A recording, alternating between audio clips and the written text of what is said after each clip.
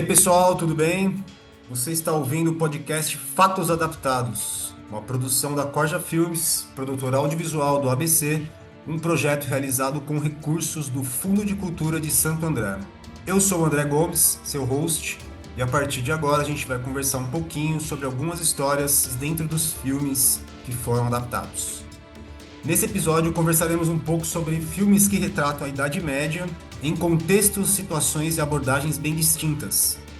Por volta do ano 1280 a 1310, aproximadamente, no caso de Coração Valente, filme dirigido e estrelado por Mel Gibson, de 1995, e os anos de 1386 a 1396, no caso de O Último Duelo, filme dirigido por Ridley Scott, do ano de 2021.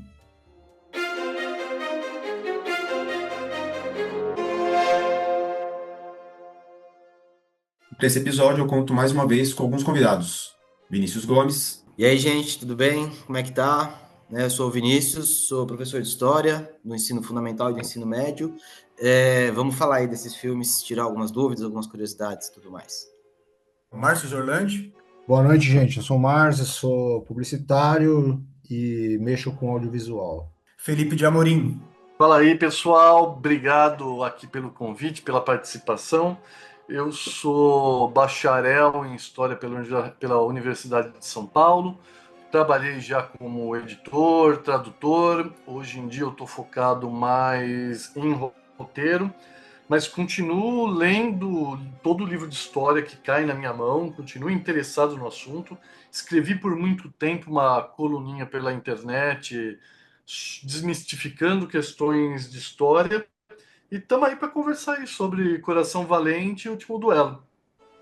Bom, vamos começar então tentar fazer pelo período histórico, cronológico, mas também pela data de lançamento dos filmes, né? Porque realmente o Coração Valente se passa antes do Último Duelo, e ele também foi um filme que foi lançado há bastante tempo atrás, né? E não é o caso do Último Duelo, que até que é um filme bem mais recente do Ridley Scott.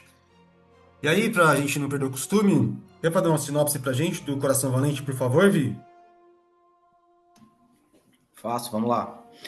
O Coração Valente vai contar a história do começo, né, vamos dizer assim, do processo de independência da Escócia, né, da formação deles enquanto nação, né, para ficar independente da Inglaterra, né. Esse processo todo foi liderado principalmente, segundo o filme, pelo William Wallace, né, e depois pelo Robert de Bruce, né, e o filme conta principalmente a história do William Wallace. Ele tem uma questão histórica específica do William Wallace, né? Se você for pesquisar assim, o maior herói mesmo da Escócia, normalmente você vê que é o Robert de Bruce. Não é tanto que o É, Wallace, o Mel Gibson resolveu fazer o recorte do William Wallace, né? isso. Na verdade, o Coração Valente é como o Robert de Bruce é conhecido, né, não o William Wallace. Ah, então, tá vendo? Um outro mito do filme, assim, né? Isso. Né, tem várias coisinhas, né, nesse filme aí. Ele é cheio de coisinha nesse sentido. Eu queria começar exatamente pela questão da história do filme, que fala ele começa o seu conflito, diante dessas circunstâncias que você acabou de descrever, sobre a noite do nobre com a mulher que vai casar, né? Isso é uma Isso. coisa que aconteceu mesmo nessa época, dessa forma? Como que Então, isso é relacionado na essa, história? essa ideia da prima nocte, né, da primeira noite, que Isso, o nobre como é que do chama? Prima Notte? prima nocte Prima é Nocte. meio latim, meio bárbara, das línguas bárbaras lá, né? Assim, a questão toda, né, é que a Idade Média, né, a gente precisa começar Jus nesse. prima noctis. Isso. A Idade Média ela é muita coisa, né? Ela é muito grande, envolve um período de tempo muito grande em muitos lugares. Então, assim, né, hoje em dia a própria historiografia já questiona esse conceito todo. Então, você chegar e falar assim, olha, houve ou não houve prima nocte, né, na Europa ou em qualquer outro lugar, é muito amplo, não dá para falar. A probabilidade é que pode ter acontecido em algum lugar. Né? É muito provável que tenha acontecido em algum lugar, mas em contextos muito específicos. Né? E no contexto da Inglaterra e França do século XIV, não se tem registro quanto a isso. E para quem não sabe o que é Prima Notte, como que a gente explica exatamente? que o nobre, né, o cara que é o responsável pelaquela terra, né, ele tem o direito de usufruir da esposa na noite de núpcia dela, como se ela fosse uma coisa mesmo, né? Ele pode, ele tira o direito do marido, né, e fica com a esposa na noite de núpcias. Mas isso não existe, né? Isso vale apontar que é um mito histórico. Então, em algum Essa contexto ela pode ter acontecido, né? Tem registro de mas gente. não enquanto uma regra, né? Não, como regra não. Porque assim, tem registro de gente que estava fazendo manifestação contra isso, mas ninguém achou a lei escrita contra isso. Mas se tinha alguém fazendo uma manifestação, em algum momento ela pode ter acontecido, deve ter acontecido, né? Mas não é uma regra, não é ampla, geral e restrita, né?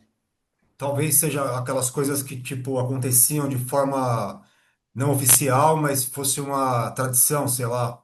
É que essa coisa da Jus Prima Noctis, ela é mencionada até na antiguidade. Você pega, eu acho que Hesíodo já mencionava isso nos estudos dele de história, Heródoto, e era usado como uma justificativa para por que teve uma revolução contra algum grupo de nobres, ou como uma história caucionária de por que os nobres eles estavam particularmente corruptos em determinada época. Então é meio que assim uma. Não é bem uma lenda urbana, porque não era tão urbano, mas é uma lenda que vai surgindo, um troço meio tipo os venezuelanos estão comendo cachorro, para justificar revoltas populares contra grupos da aristocracia. Não quer dizer que nunca aconteceu de um nobre ir lá e deflora a noiva de alguém, mas um nobre não precisava de uma lei dando respaldo para isso. Ele já tinha a proteção da posição social dele. O que a gente sabe, no entanto, nunca teve isso como lei, não existem registros disso ter sido uma tradição institucionalizada em nenhum período, e iria até mesmo contra, né, os princípios da cristandade que regiam, pelo menos superficialmente, o comportamento da aristocracia europeia. No caso É, específico de Coração Valente, é completamente ficcional isso.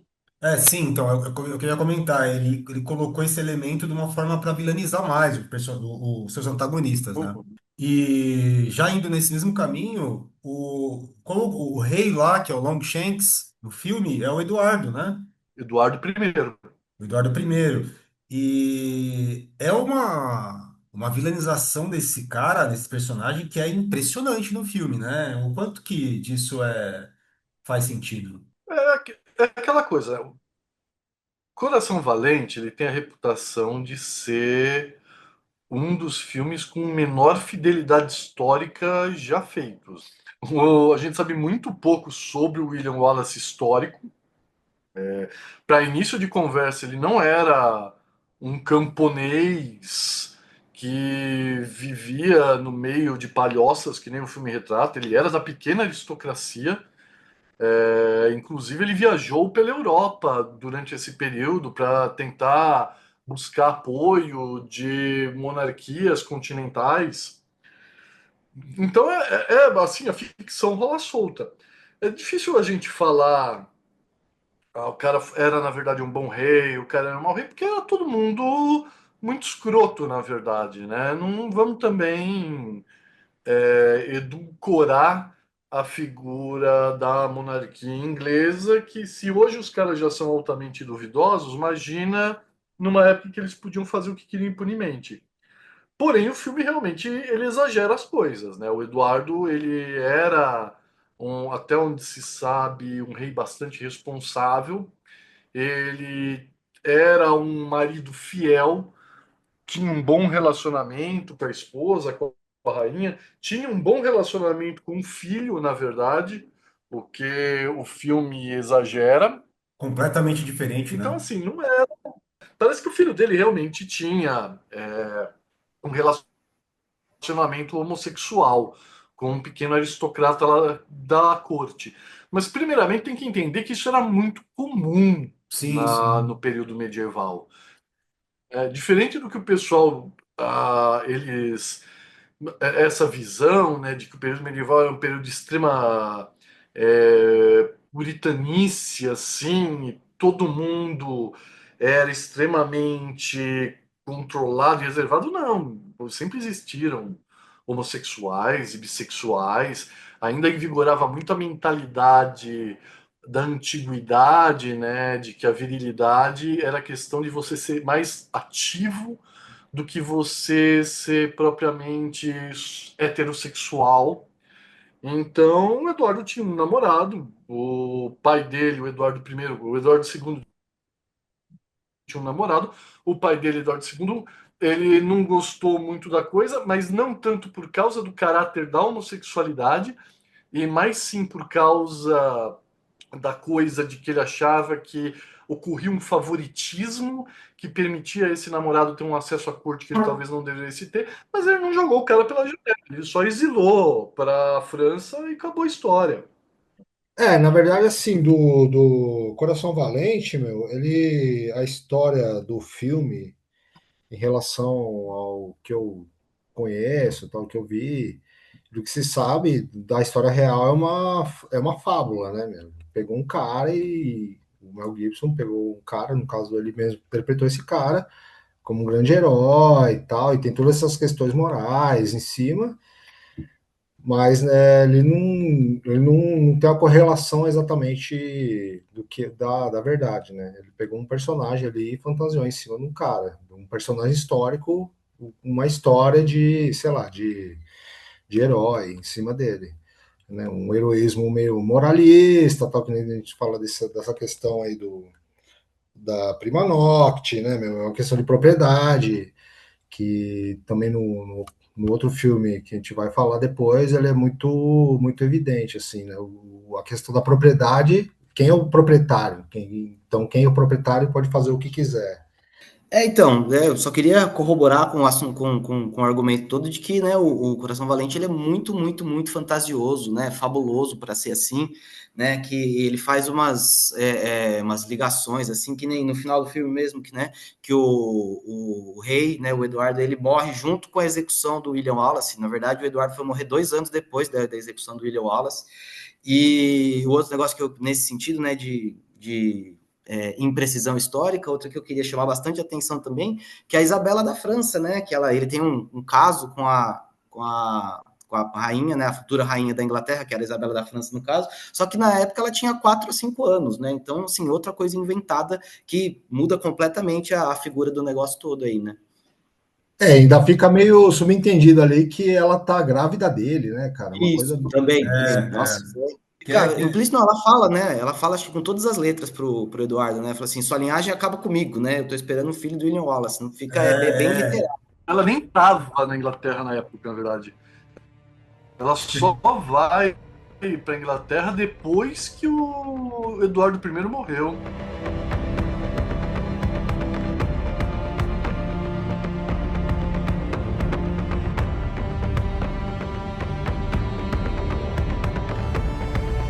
e eu ia abordar agora, na verdade, as questões cinematográficas, né? Tipo, porque esse filme, ele é um marco da história do cinema.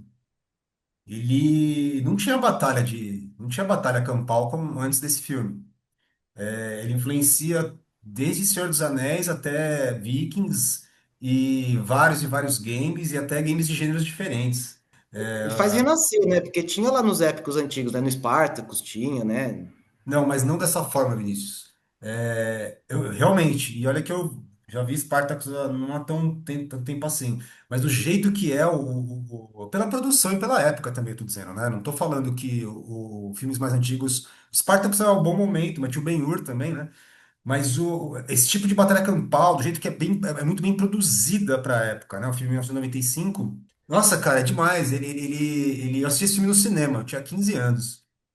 E, tipo, e depois que os caras mostram a bunda, os caras metem flecha lá, ele faz questão de mostrar uma bunda sendo flechada, tá ligado? Sangueira É isso rolando e mesmo, cara. tal. É muito doido assim, né? E, cara, trilha sonora, James Horner, se eu não me engano. Mano, ela é milimétrica em cada momento. O que que é o Mel Gibson Mirim, velho? Ele jovem, aquele olhar, aqueles olhos azuis, igualzinho dele depois. Cara, ele faz de um jeito, aquele negócio do pano, né? Desde o começo, a esposa dele aparecer para ele o tempo todo. Inclusive, ele consegue, o roteirista, que é o Randall Wallace, não sei se tem parentesco com o Randall Wallace, mas o roteirista, o Randall Wallace, Não, ele coloca dois romances no filme, de um jeito, tipo, verossímil pro filme, assim. E eu acho impressionante quando esse filme é influente, o quanto ele marcou, assim, gerações, né? E lembrando também que aquela época não tinha internet, então ninguém podia ficar verificando fatos históricos a não ser os próprios historiadores, tá ligado? E também uma inovação, assim, que não sei se não é uma inovação, mas não tinha tantos filmes que o herói morre no final, né? Realmente, mas ali é essa coisa que ele meio que coloca o cara como mártir, né? O William Wallace é um herói mártir, né, cara? Que morre por uma causa, né? Isso depois no cinema dele tem meio, ele vem meio que recorre a essas coisas também, né? Então, mas a história do William Wallace ali que ele coloca, ele é um herói, mas ele não é um herói, ele não é o Rambo que sai. Ele é quase um Rambo, mas ele morre no final, né? E ele morre lá, sei lá, com honra, ele não dobra o joelho, ele não faz nada. A retratação, né, que foi feita, o jeito que o filme é construído, o roteiro e tal, ele é retinho, assim, é certinho em todas essas coisas. Ele sabe usar a câmera lenta, o slow, de uma maneira que o Zack Snyder nunca vai compreender. Ele sabe colocar de um jeito que é sensação, parar a sensação, e não tipo estética, simplesmente. E depois ele acelera. Eu acho uma puta obra-prima de ação, assim, medieval, com todos esses problemas que a gente está conversando sobre a fidelidade histórica. assim, Legal. fazendo a ressalva de que tem exatamente o mesmo nível de fidelidade histórica que O Senhor dos Anéis, é um filmão. Só queria acrescentar uma coisa do Coração Valente. Só queria acrescentar uma coisa que o Vini já levantou isso que é interessante, que tipo, a Isabela não tinha idade para nada que o filme relata acontecer. Ela era uma criancinha, ela chegou depois, o primeiro filho dela nasceu uns 7 anos depois da morte do William Wallace. O Robert Bruce também não participou dos eventos como o filme relata, ele era adolescente na época, não tem nada a ver, mas faz parte dessa coisa da construção do roteiro, né? Eles foram pegando personagens e construindo. Da mesma forma como o Eduardo I parece muito mais vilanesco, a Isabela era o demônio, cara. Essa mulher, vocês não têm ideia do que ela fez na história da Inglaterra.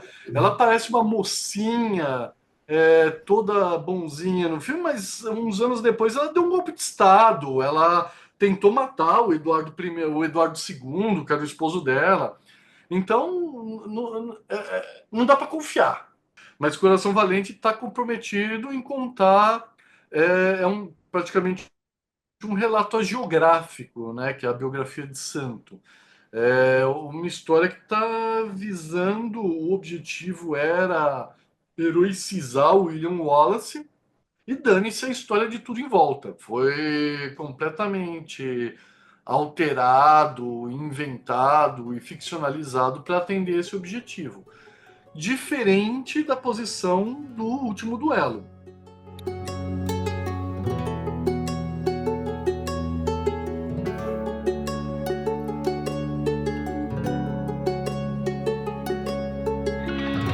E o segundo filme que nós vamos falar hoje é o Último Duelo, do Ridley Scott, de 2021, bem mais recente, mas ele também fala da época, né, que eu citei no começo, são os anos de... São 10 anos no que se passa o filme, 1386. 1386 a 1396. Então, é aproximadamente 70 anos, né? 76 anos depois do Coração Valente, aproximadamente. Mas esse filme, ele é na França, né, Vinícius? Você quer, por favor, fazer a Isso. sinopse mais uma vez? Então, o Último Duelo é baseado num livro do mesmo nome, né? O Último Duelo também, que ele vai falar a respeito, muito que incrível, né? Do último duelo judicial que teve na França, né? Que foi posto à prova lá, né? No sentido de. Caramba, peraí que fugiu a palavra. Né, para provar a acusação de estupro da Marguerite de Carrouges pelo escudeiro de Gris, né? É Então uma esse foi a última vez que os caras usaram duelos para fazer uma decisão judicial. pela honra, né? Isso. A honra meio que entra depois, né? Só para Vai lá. esclarecer para todo mundo vendo, esse é o último duelo judicial, ou seja, um duelo que é determinado por lei e tem o respaldo do sistema judicial para ser realizado. A Isso. tradição do duelo, os caras vão lá brigar porque se ofendeu minha honra, coisa assim, continuou perdurando por um bom tempo. Na Alemanha, por exemplo, isso vai até inícios do século XX, mas era uma atividade, não vou dizer ilegal, em certos locais era ilegal, em outras partes da Europa era só meio tipo extrajudicial, mas já não tinha mais esse caráter de ser uma parte do sistema legal. Depois eu volto a essa questão. Deixa o Vini Isso. terminar aí a sinopse. A Marguerite, ela é esposa do Carrouges, é isso? Isso. Ela é esposa do Carrouges e ela acusa o Legris de Legri, Legri, é estuprá-la, Legri. e aí ele pede que ele lute por ela, pela honra dela, né? Porque ele fala que ela foi estuprada, ela fala que ela foi estuprada por ele. E aí isso tem que ser provado pela lei, como o Felipe estava explicando agora, pela lei não, né? Por esse duelo, e a lei permite, né? Legitima esse duelo, e aí esse foi o último duelo dessa maneira, né? Feita com o aval da justiça e com legitimidade, Formal. né? Isso, legitimidade formalizado, né? Isso. É a ideia do julgamento por combate, né? Quem vencer tem a razão. Então, se o Isso, Carroji ganha, isso. quer dizer que os deuses decidiram por ele, né? O Deus, no caso, né?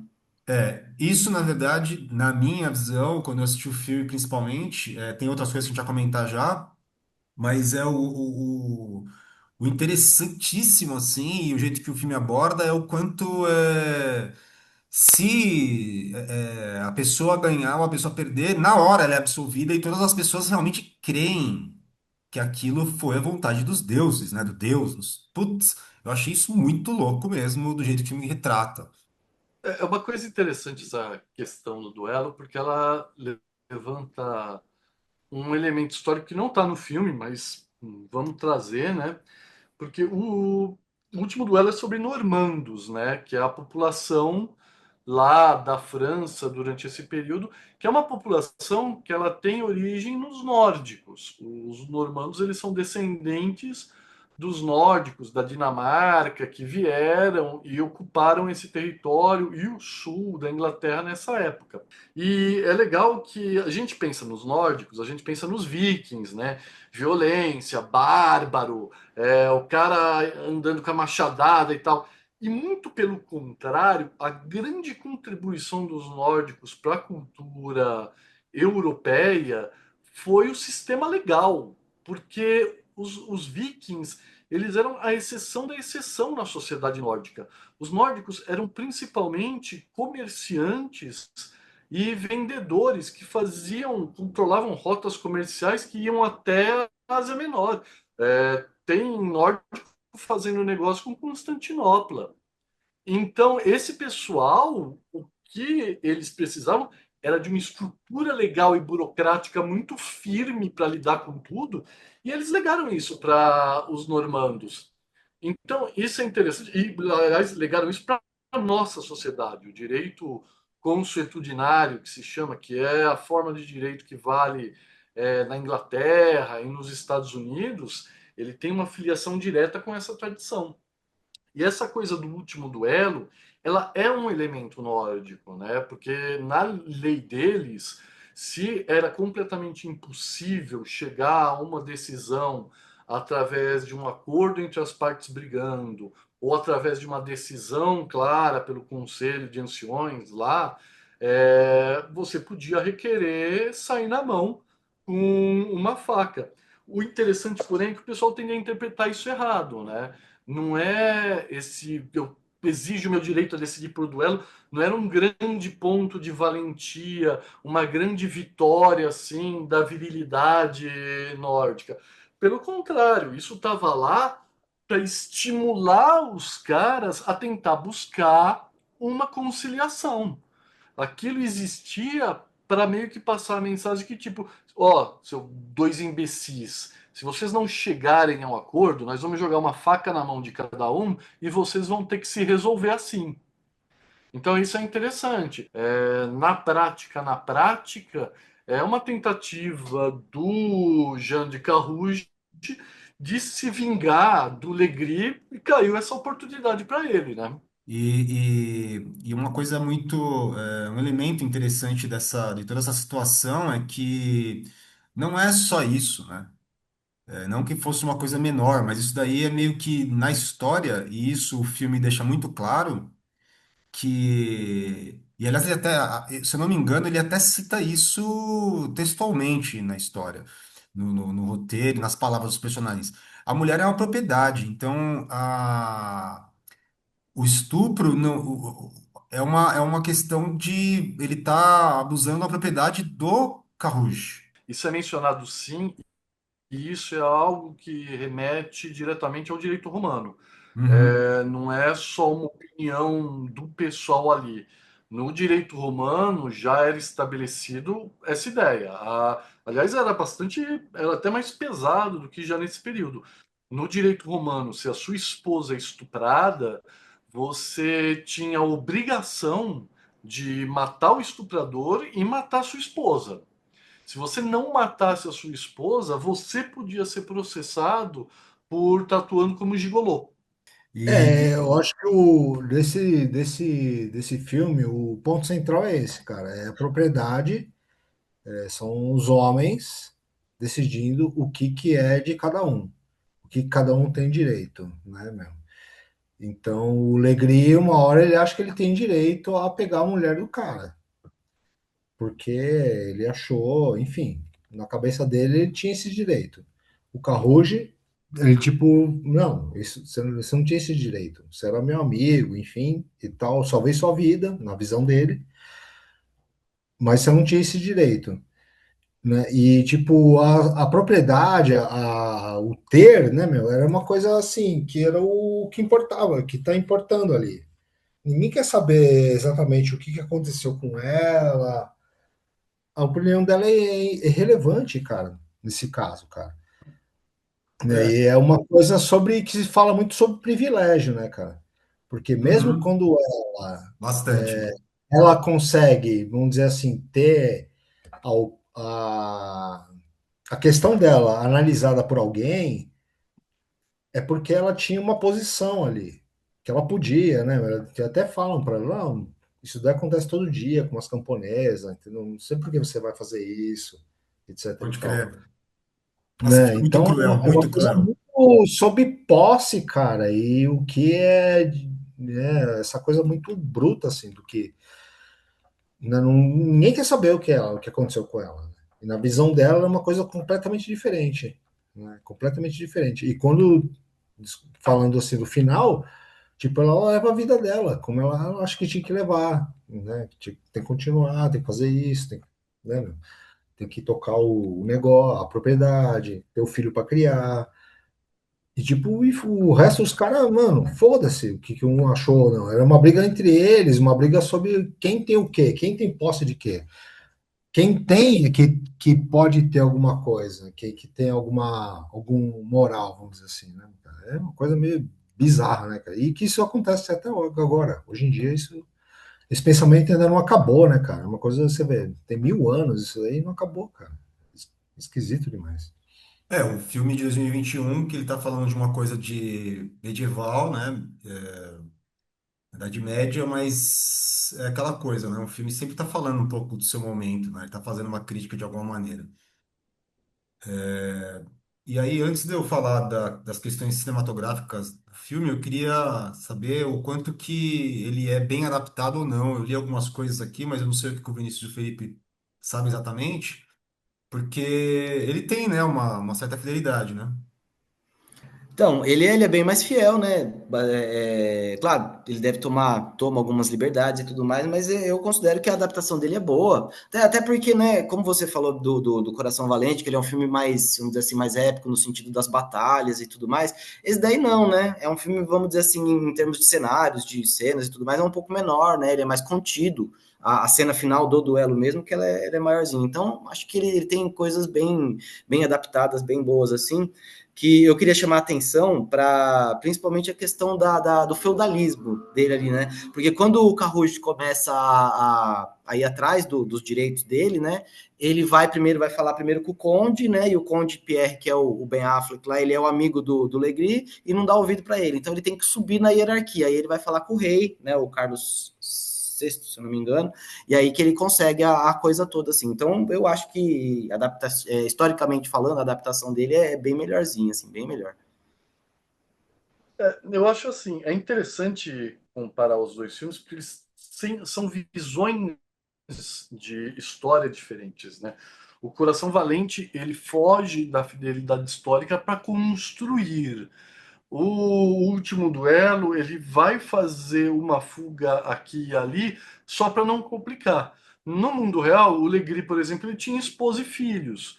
Não é um troço que faria super diferença para a história ter incluído isso. Então, não teve tanto problema.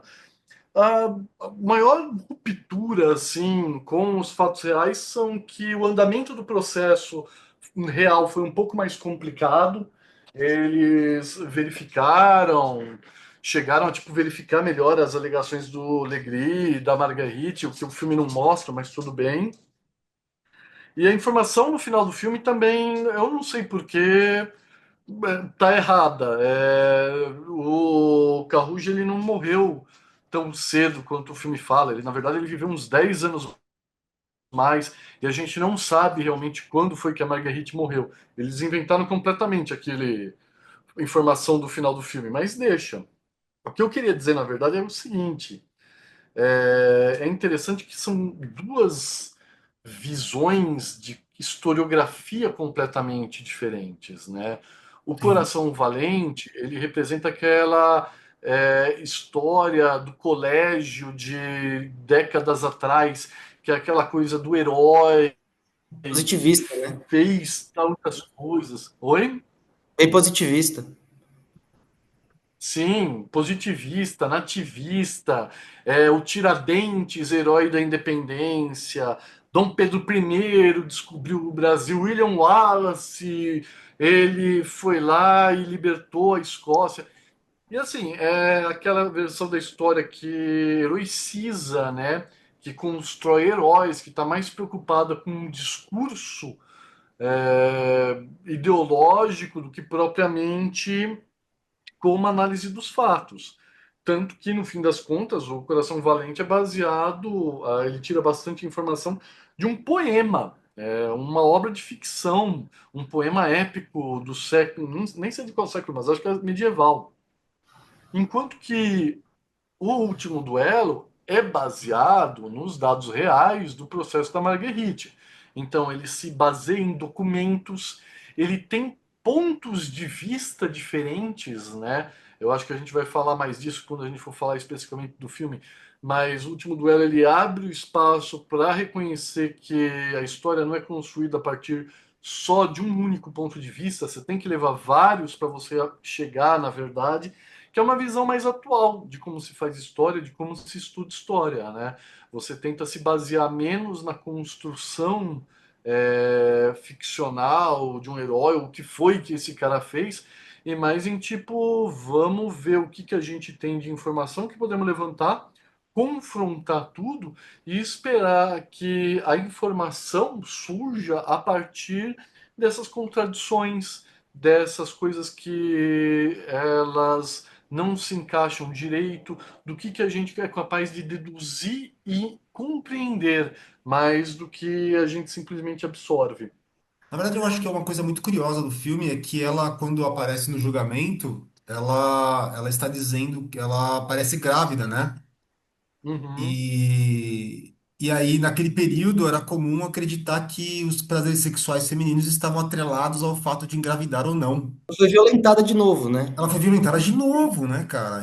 E dá para comparar perfeitamente com a anatomia de uma queda, que é exatamente, não é exatamente a mesma coisa, mas é a mesma proposta, né? A história de uma mulher sendo julgada essencialmente por ser mulher. O que está em julgamento, na realidade, é o comportamento dela. E a Anatomia de uma Queda é um filme contemporâneo, né?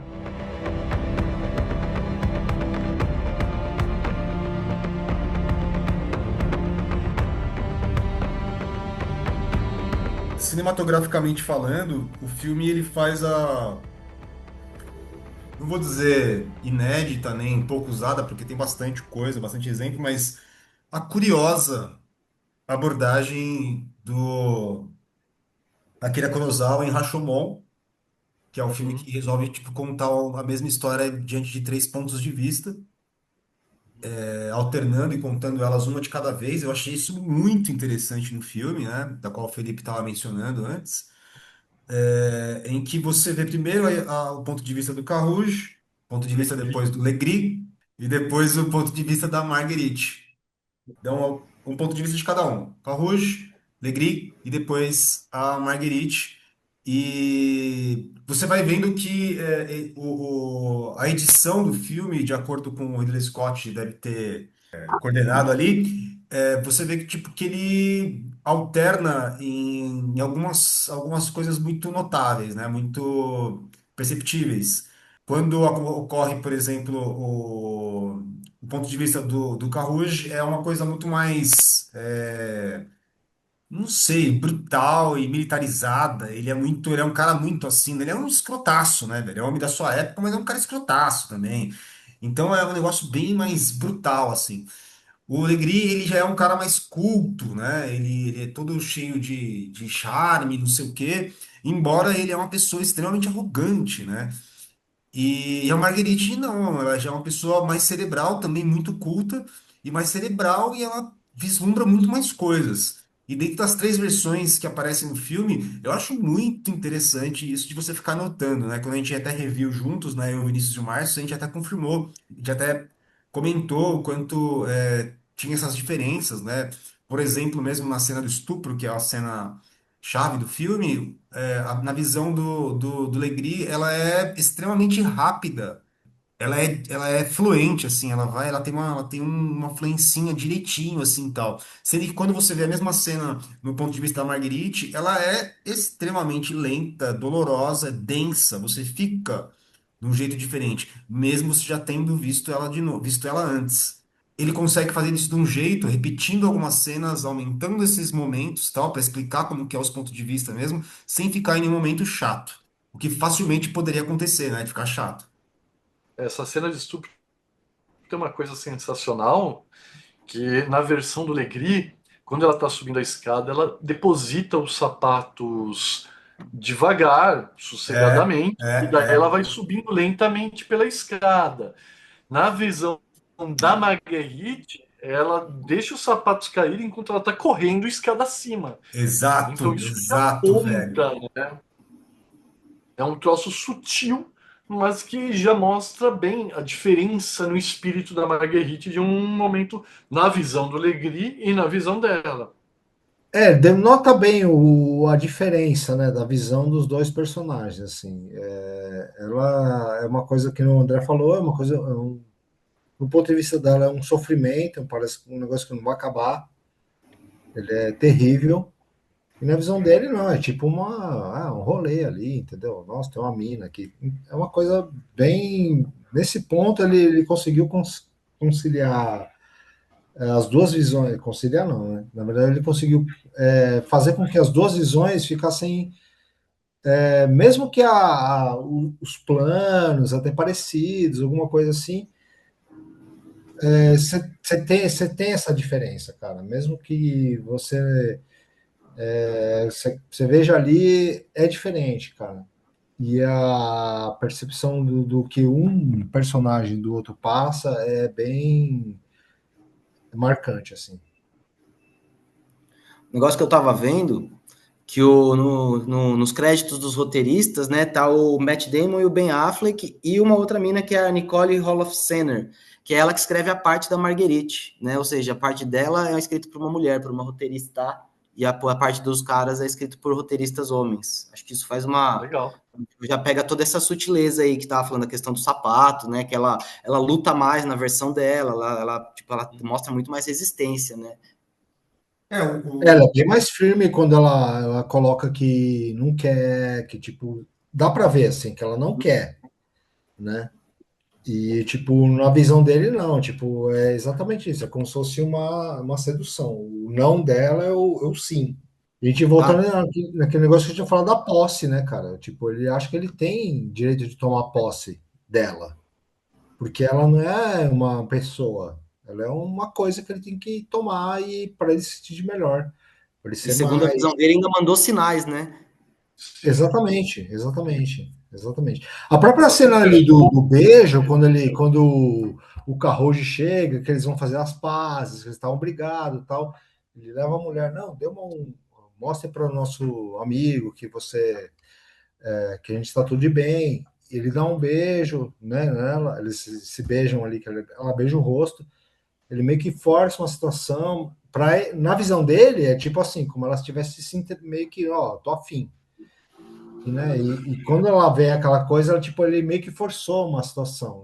Ele é muito foda quando Ele fala, teve fala. uma. O Ridley Scott, apesar de ser homem e tal, a gente tá aqui. Faltou uma mulher aqui, na verdade, né, cara? No papo. Faltava, claro. Faltou total. Mas assim, ele tem uma sensibilidade de mostrar isso, né?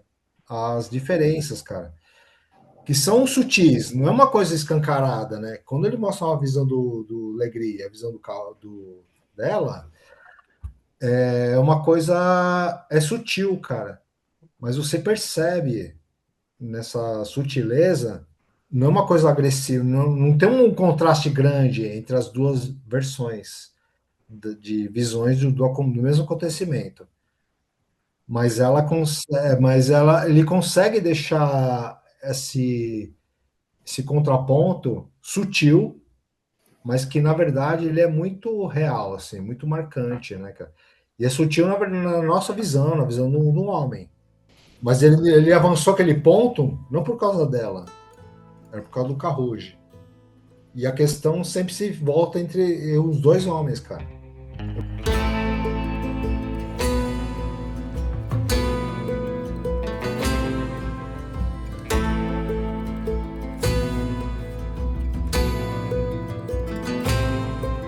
Eu ia dizer também só que eu acho muito bem dirigidas as cenas que mostram os sacerdotes todos tentando convencer ela do quanto ela não deveria levar isso à frente, porque eles falam pra ela que ela vai ser queimada viva, né?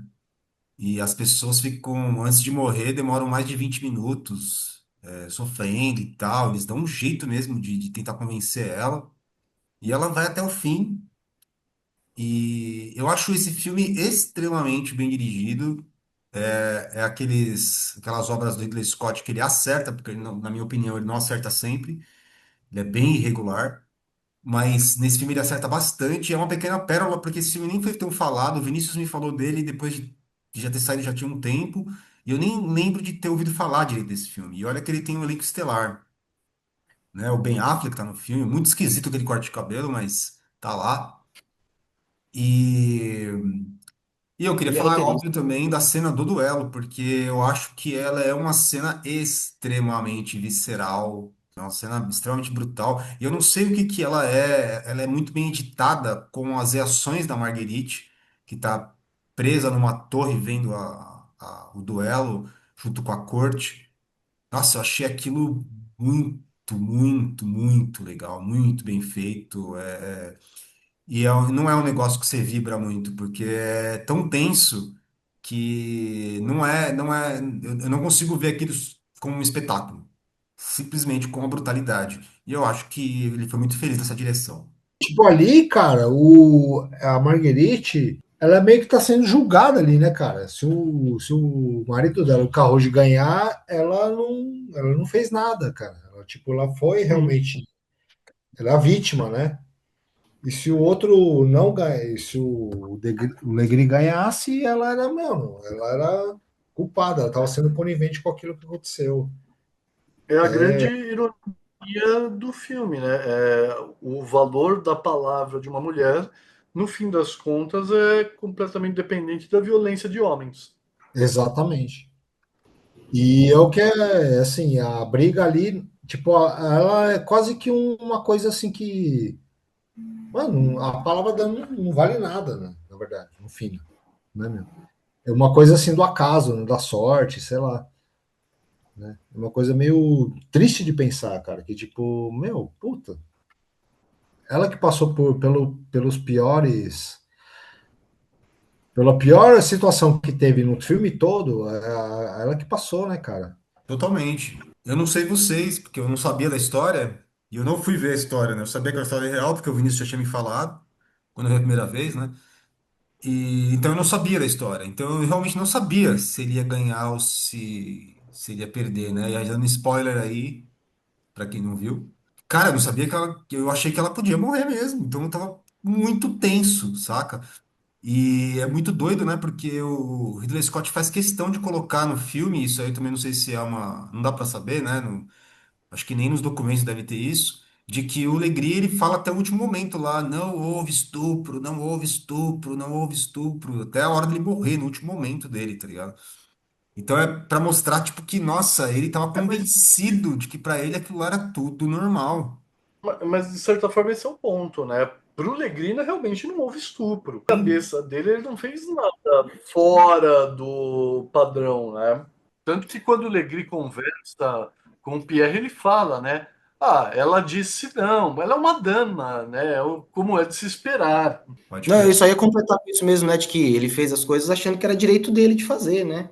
O Último Duelo é um filme bem mais historicamente fiel, né? Até porque ele segue documentos que existem e tal, mas ele ainda tem aquela coisa de Idade Média de Hollywood, né? Que aparentemente estava nevando o tempo todo na Normandia na época.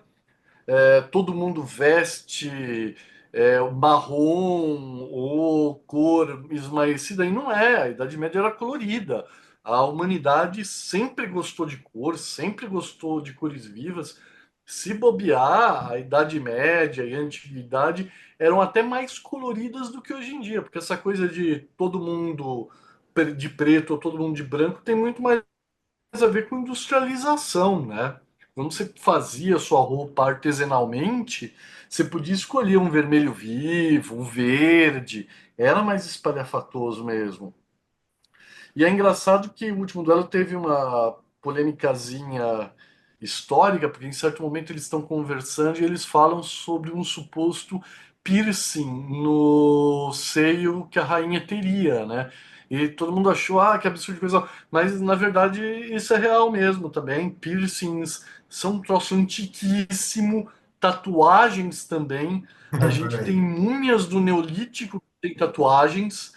Então, isso também rolava. Não é de hoje em dia que o pessoal resolve decorar partes do corpo fazendo piercings ou tatuagens. Isso acontecia também na Idade Média. Então é engraçado porque às vezes a gente tem uma certa noção de que existem coisas que são super modernas e tá fora de lugar no passado, e não é verdade. Tem, às vezes, tem coisa que é muito mais antiga do que a gente pensa.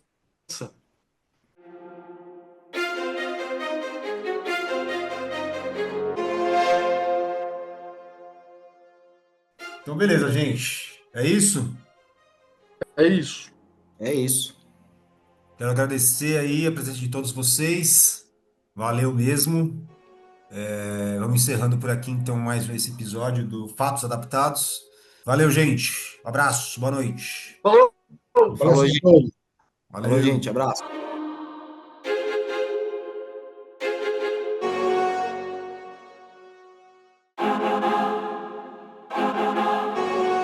Ficha técnica do episódio. Pauta e pesquisa, Felipe de Amorim e André Gomes. Roteiro, Felipe de Amorim, Vinícius Gomes e André Gomes. Historiador, Vinícius Gomes. Convidados Corja Filmes, Felipe de Amorim, Márcio Zorlandi. Designer, Márcio Zorlandi. Edição e finalização, André Gomes. Produção, Luma Reis, Aline Pegorim e André Gomes. Comunicação e assessoria de imprensa, Kelly Reis. Esse é o podcast Fatos Adaptados, uma produção da Corja Filmes, produtora audiovisual do ABC, em um projeto realizado com recursos do Fundo de Cultura de Santo André. Eu sou o André Gomes, seu host, e até a próxima.